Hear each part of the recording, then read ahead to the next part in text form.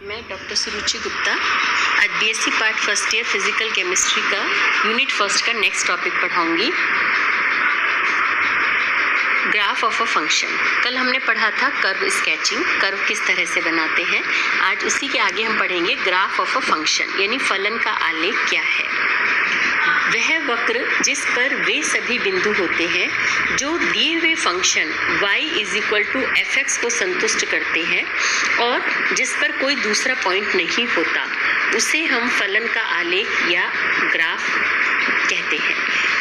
यानी graph of a function क्या है कि वह कर्व जिस पर वे सारे बिंदु होंगे जो दिए हुए फंक्शन y = fx को संतुष्ट करते हैं और जिस पर कोई अन्य बिंदु नहीं होता, उसे हम फलन का आलेख कहते हैं।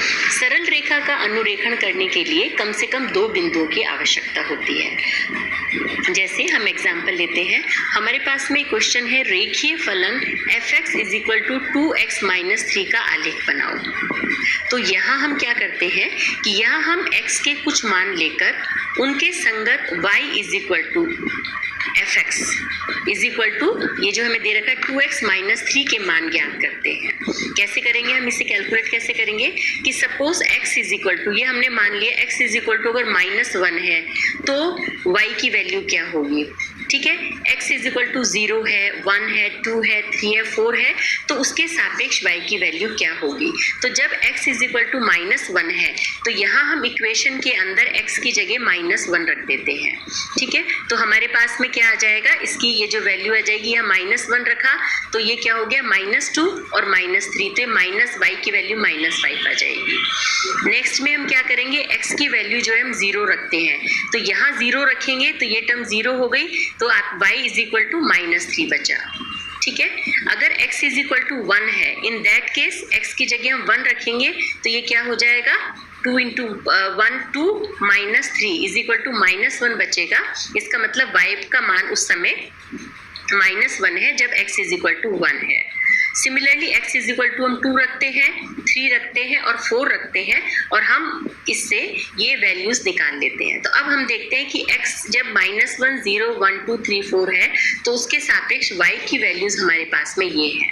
अब हम रेक्टेंगुलर कोऑर्डिनेट सिस्टम के अकॉर्डिंगली x और fx = y के मानों को आलेखित करते हैं। जैसे कल आपको समझाया था, सिमिलरली उसी तरह से यहाँ पर आपके पास में x पॉजिटिव है, यहाँ x नेगेटिव है, यहाँ y पॉजिटिव है, y इधर नेगेटिव है।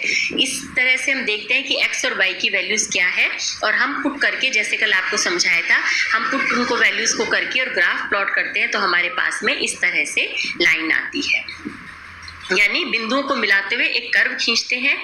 इस प्रकार ये जो कर्व प्राप्त होता है, ये कर्व ही फंक्शन का ग्राफ कहलाता है और यह एक सरल रेखा है। ठीक है, अब हम देखते हैं सरल रेखा जो है इसका स्लोप क्या होता है, स्लोप ऑफ स्ट्रेट लाइन क्या है।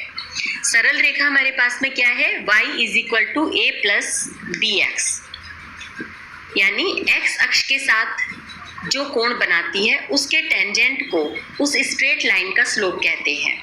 मतलब जो सरल रेखा की हमारे पास में इक्वेशन, सरल रेखा y = a + bx, ये x एक्सिस के साथ में जो कोण बनाती है उसके टेंजेंट को उस स्ट्रेट लाइन का स्लोप कहते हैं।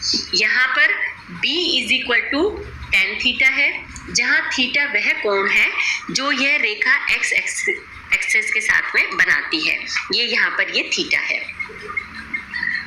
y = a + bx, जो भाग y एक्सिस को काटती है उससे इंटरसेप्ट यानी अंतःखंड कहते हैं। ठीक है, ये जो y = a + bx, जो भाग y एक्सिस को काटती है उसे हम क्या कहते हैं, इंटरसेप्ट कहते हैं, अंतःखंड कहते हैं। यहाँ पर क्या है, o और b जो है वो क्या कहलाता है, अंतःखंड कहलाता है। OB जो है यहाँ पर अंतःखंड है, ये थीटा की वैल्यू है। और tan थीटा = क्या होगा यहाँ पर आपके पास में, ये हो जाएगा ED/CD = tan थीटा, ये इसका स्लोप होगा। तो इस तरह से हम देखते हैं कि किसी भी स्ट्रेट लाइन का स्लोप क्या होता है। अब हम देखते हैं equation of a straight line यानी सरल रेखा का समीकरण क्या है। इसमें 3 हो गए, हमने सामान्य एक जनरल फॉर्म ले ली है। जनरल फॉर्म के अंदर क्या है आपके पास में ax plus by plus c is equal to 0। यहाँ पर a, b और c अचर गुणांक है और जो ढाल है स्लोप है ये is equal to minus a upon b हो जाएगा। सेकेंड फॉर्म इसकी क्या है, स्लोप फॉर्म, ढाल रूप। इसमें y is equal to M X plus C. इसमें m रेखा का ढाल है, c सरल रेखा द्वारा y अक्ष पर काटा गया अंतःखंड है। तो ये है आपका स्लोप फॉर्म। और थर्ड फॉर्म इसकी होती है इंटरसेप्ट फॉर्म यानी अंतःखंड फॉर्म। ये क्या होती है, x upon a plus y upon b is equal to 1, जहाँ a और b सरल रेखा द्वारा x अक्ष तथा y अक्ष पर काटे गए अंतःखंडों की लंबाई है। ठीक है, और यहाँ स्लोप क्या हो जाएगा, स्लोप इज इक्वल टू हो जाएगा माइनस b अपॉन a। तो ये है आपके equation of a straight line. 3 form हो गई, जनरल फॉर्म, स्लोप फॉर्म और इंटरसेप्ट फॉर्म। तो ये पूरा हो गया आपका कि कर्व स्केचिंग कर्व कैसे बनाते हैं।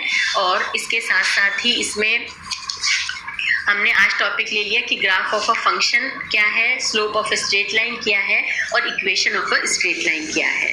अब कल हम पढ़ेंगे डिफरेंशिएशन और इंटीग्रेशन क्या होता है। Thank you.